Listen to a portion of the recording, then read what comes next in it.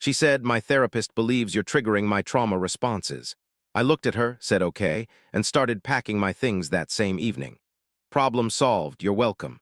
The frantic messages I received within 24 hours painted a completely different picture. I'm Daniel, 31 years old, and honestly, I should have recognized the pattern earlier. When you're standing too close to something, you miss the obvious signs until someone connects the dots for you. Ashley and I had been dating for 4 years, sharing an apartment for the past 2. She began seeing a therapist around 9 months ago following some intense workplace drama. Her manager was genuinely awful, and I supported her decision to seek professional help. I figured it would give her tools to handle the stress and maybe learn some healthy coping mechanisms. Initially, therapy appeared to be exactly what she needed. She'd returned from sessions feeling empowered, discussing concepts like personal boundaries and emotional wellness. I was truly glad to see her taking charge of her mental health, but somewhere around the 4th-month mark, something changed. Suddenly, every therapy session seemed to center around my supposed failings. Dr. Morrison says your behavior shows controlling tendencies because you question my online shopping habits. My therapist finds it problematic that you ask about my plans when I go out. We discussed how your insistence on a tidy living space actually reflects power imbalances. I felt like I was cohabitating with a mental health manual that had gained consciousness and selected me as its primary subject. Everything normal about our relationship became evidence of pathology. Suggesting we order pizza for dinner meant I was controlling.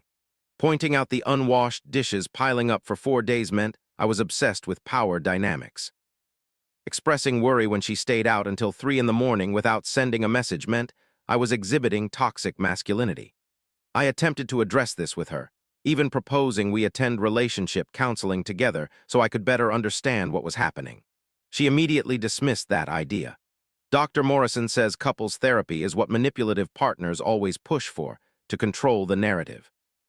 The worst part was how I started censoring myself in my own home. I'd mentally rehearse anything I wanted to say 3 times, stopped bringing up domestic responsibilities entirely, just silently handled all the housework myself, began spending extra time at my friend Kyle's apartment just to feel like I could breathe normally. Then Tuesday arrived.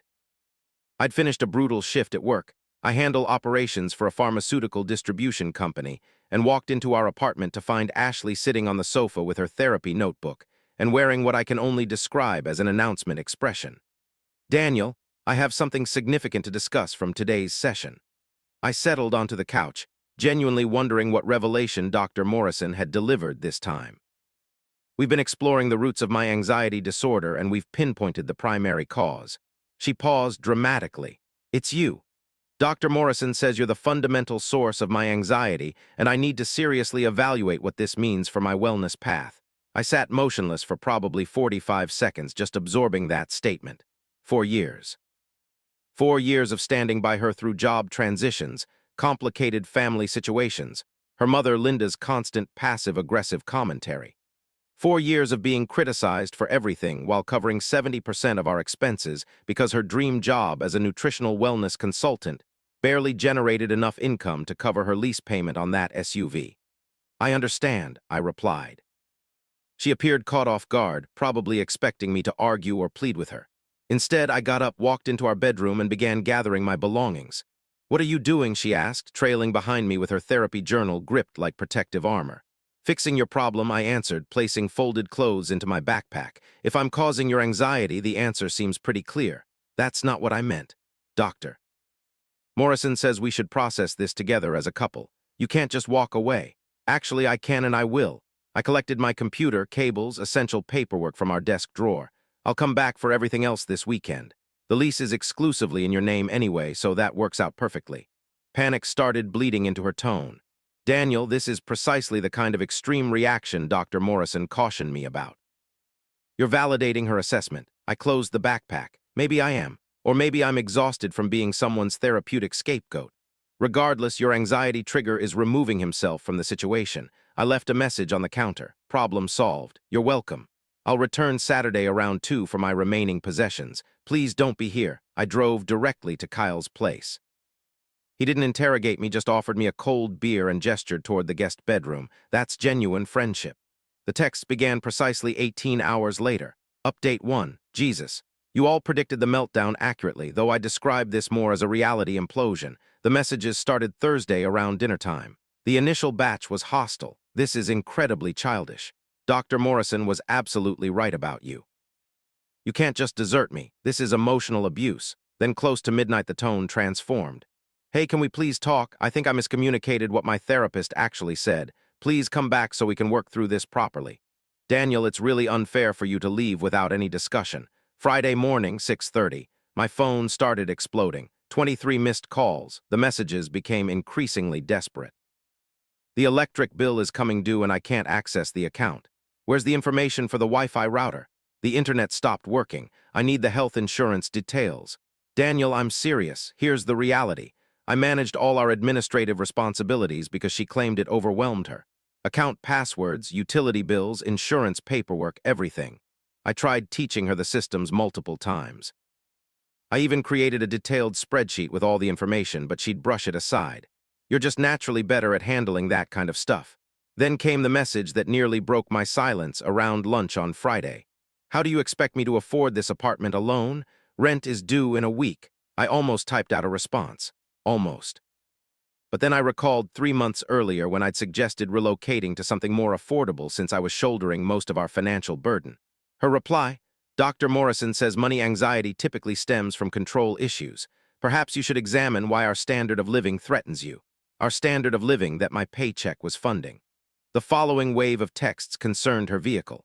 My dashboard warning light came on. The registration tags are expired. Why didn't you handle the renewal?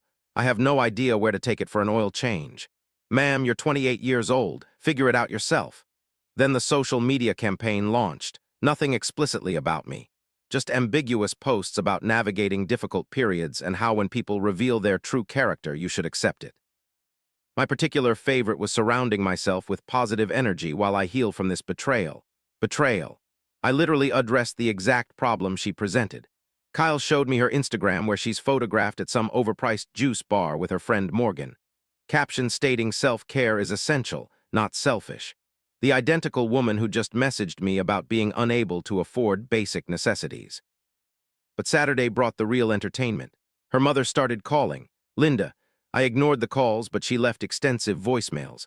Apparently, Ashley had phoned her sobbing about how I'd abruptly abandoned her without warning and left her financially stranded. Linda's voicemail message went like this. Daniel, I can't fathom what's possessed you, but this isn't how mature adults resolve conflicts. Ashley is absolutely crushed. She's had to borrow money from me just to buy food. Contact her right now. Food, really? Ashley had a completely stocked refrigerator when I departed, plus the $500 in emergency money she always maintained in her bedroom drawer. But sure, she needed her mother's financial assistance for groceries 3 days later. Saturday arrived. I messaged her that morning. I'll be there at 2 o'clock for my belongings. Please be elsewhere as we discussed. Her response, I'll be here. We really need to have a conversation. I showed up with Kyle driving his pickup truck. Ashley was waiting, complete makeup, dressed in the outfit I'd complimented during our anniversary dinner. She'd lit scented candles throughout the apartment. Candles. Daniel, please, we just need to talk this through. I believe there's been a massive misunderstanding. No misunderstanding happened, I stated, beginning to box up my book collection. You were completely clear. I'm the source of your anxiety. I'm eliminating myself from your life. This is your desired outcome. That isn't what I intended. Dr. Morrison believes we should work on this collaboratively. I don't care what Dr. Morrison thinks anymore, Ashley. I'm finished being the antagonist in your therapeutic narrative. She followed me through the apartment as I packed, oscillating between crying and fury. You can't abandon me like this. What about our bills? What about managing my anxiety? Your anxiety is your own responsibility. Regarding the bills, everything's under your name. Your apartment, your financial obligations. But you're aware I can't manage this rent independently. Then perhaps you should have considered that before determining I was responsible for all your problems. The facade cracked at that moment. The tears ceased instantly like flipping a switch. You're actually going to be this spiteful over a single comment. One comment, Ashley. I've been your therapeutic punching bag for half a year. Every week you return home with some new psychological disorder Dr. Morrison has attributed to me. I'm done. This is financial exploitation, she yelled. You conditioned me to expect a certain lifestyle, and now you're deliberately destroying it. Kyle laughed from where he was packing my electronics. She spun toward him. This doesn't concern you. Just helping transport belongings, he replied, though I noticed his expression of disbelief. As we loaded the final boxes, she grabbed my sleeve. Please, I'll inform Dr. Morrison she made an error. I'll find a different therapist, whatever you need. What I need is to not be labeled someone's anxiety catalyst. Goal achieved. We pulled away with her standing in the entrance, no longer displaying tears, just watching with this calculating expression I'd never witnessed before. Or perhaps I had and chose to ignore it. That was 7 hours ago. The messages have already resumed, this time with a different strategy. Update 2. The meltdown evolved into what I can only characterize as a reality hurricane. Following Saturday's move, the texts shifted between manipulation and intimidation. I've been reminiscing about all our wonderful memories together. Remember that weekend in the mountains? We were so perfectly happy. I discovered your old university hoodie. It still carries your scent. Then 90 minutes later, my friend is studying law. What you're doing constitutes illegal abandonment. I have legal protections. We were essentially domestic partners. You'll be receiving communication from my legal representative. Interesting detail, our state doesn't recognize common law marriage. Additionally, her friend studying law is actually a legal assistant who processes residential property transactions. But the genuine chaos began Monday when my supervisor called. Ashley had contacted my workplace. Let that register. She phoned my employer. Supposedly, she informed our Human Resources division that she was my domestic partner and I was experiencing a psychological emergency.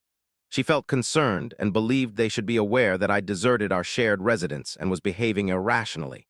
Fortunately, my supervisor has known me well throughout my 7 years there. Never any performance issues. He contacted me directly. Hey Daniel, just fielded a strange call from HR.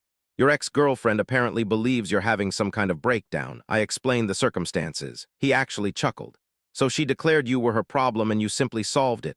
That sounds exactly like something you'd do. Is this going to create complications with HR? No, I'll address it. But you should probably start documenting everything in case this escalates further. It escalated. Tuesday, I received an alert that I'd been mentioned in a Facebook post. I rarely check Facebook, but there it was. Ashley had composed this lengthy, rambling statement about psychological manipulation and economic abuse, and how her partner of 4 years had suddenly deserted her, rendering her incapable of paying rent or purchasing groceries. She avoided using my name directly, but she tagged me along with numerous mutual acquaintances. The comment section proved interesting. Most people provided generic sympathy, but several individuals who actually knew both of us were less supportive. My favorite came from Ryan, someone we'd socialized with occasionally. Didn't you mention last month that your therapist identified Daniel as toxic and you needed to establish boundaries? She removed his comment within 90 minutes. Then Wednesday arrived. Oh, Wednesday. I received a text from an unfamiliar number containing a screenshot of a payment request from Ashley for $1,863.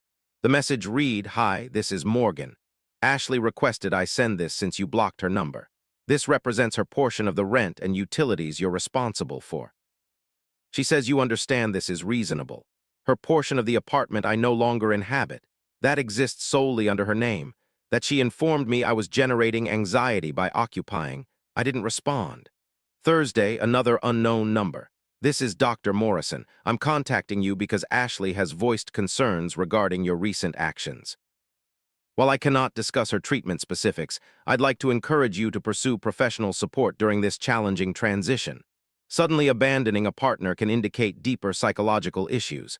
I have several colleague recommendations if you're open to it. Her therapist.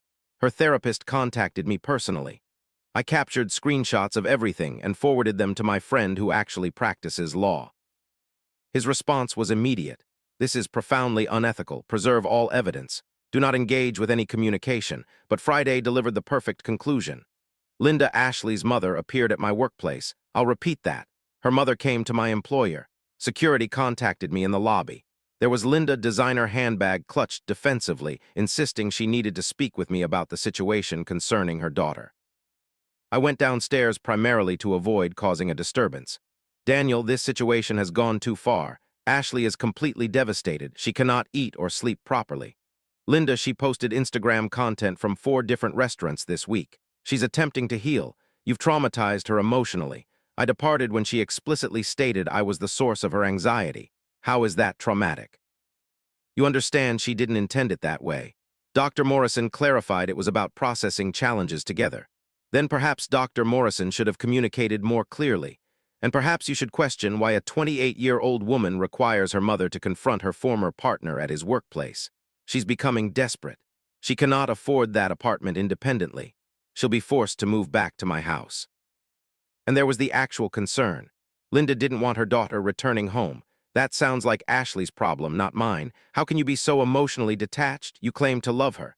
I did love her, but I loved who I believed she was, not the person who spent months constructing me as the villain in her personal narrative. Security personnel began positioning themselves closer. Linda noticed. "This isn't finished," she hissed. "My daughter deserves significantly better treatment." "She absolutely does," I agreed. "She deserves someone who doesn't trigger her anxiety, which is no longer my role, so everyone benefits." She stormed away, and security asked if I wanted to file an official report. I declined, but requested they document the incident. That evening, the recruited messengers emerged in force. Messages from numbers I didn't recognize, all variations of "you're heartless," "she's completely falling apart," "real men don't abandon their women," "I hope you're satisfied with destroying her life." But here's what proved interesting. I also received some unexpected messages from people I hadn't anticipated. Ashley's cousin contacted me. "Hey, just wanted you to know I don't hold this against you. She's exhibited this pattern since childhood." Nothing is ever her responsibility. A former colleague of hers reached out, saw her social media post. Identical situation occurred when she departed our organization. Everyone else was supposedly toxic, had nothing to do with her arriving late consistently. Her college roommate messaged. She cycled through 4 therapists during university until she located one who validated her perspective. "You managed longer than most people." Saturday morning, I woke to 52 texts from various numbers. I didn't read them all, but the ones I scanned were progressively unhinged. Apparently, Ashley had spent Friday evening mobilizing support, drinking with her enabling friends, and they'd organized a coordinated campaign. Then came the unexpected development. Kyle's girlfriend works at the identical wellness center where Ashley conducts her consulting sessions. She overheard Ashley on a phone call with someone. "No, he has to return. I cannot afford this." "No, Mom, I refuse to move back home because it's humiliating. I'll devise something. Maybe if I claim I'm pregnant." "What?" It succeeded for Morgan. I've never been more grateful for my vasectomy, but the actual revelation came Saturday evening. Another unfamiliar number, but this time containing a different type of message. Final update. The unknown number Saturday evening belonged to Dr. Morrison's supervisor at the counseling center. Turns out that Ashley's therapist contacting me directly represented a massive ethical violation. When I didn't respond to her message, Dr. Morrison apparently panicked and attempted covering her actions by claiming she was concerned about a potential domestic violence scenario. The supervisor maintained professionalism, but was clearly furious. "We're investigating a complaint about inappropriate client contact. Can you verify whether Dr. Morrison reached out to you concerning a current or former patient?" I transmitted the screenshot of her text. They expressed gratitude and mentioned they'd contact me if additional information was required. Monday, Ashley's messages adopted a panicked quality. "What did you do?" "Dr. Morrison is facing consequences because of your actions." She was simply attempting to help. "You've destroyed everything again. Write me screenshotting an unethical text is definitely the issue here, not the therapist who sent it." Then arrived the email from Linda, subject line reading financial settlement proposal. She'd actually itemized what they believed I owed Ashley. 3 months rent-to-provide adjustment time, $5,900. Emotional distress damages, $3,500. Therapy expenses since she'd require a new therapist, $2,200. Lifestyle transition assistance, $4,800. Grand total, $16,400. The email concluded with, "We consider this extremely reasonable given the circumstances. Payment arrangements can be negotiated." I forwarded it to my lawyer friend. His response made me laugh out loud. "Please tell me you're going to frame this." Tuesday delivered news from the wellness center. According to Kyle's girlfriend, Ashley had been terminated from her part-time consulting role.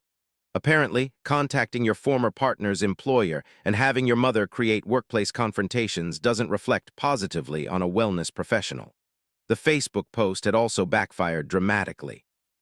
Additional people who knew her began sharing their experiences in private messages to me. She executed the same pattern with Trevor in 2018. Labeled him toxic, he departed. She attempted destroying his reputation. I was her friend for years until I established a boundary about lending money. Suddenly, I was triggering her trauma. She owes me $700 from 2020, blocked me when I requested repayment.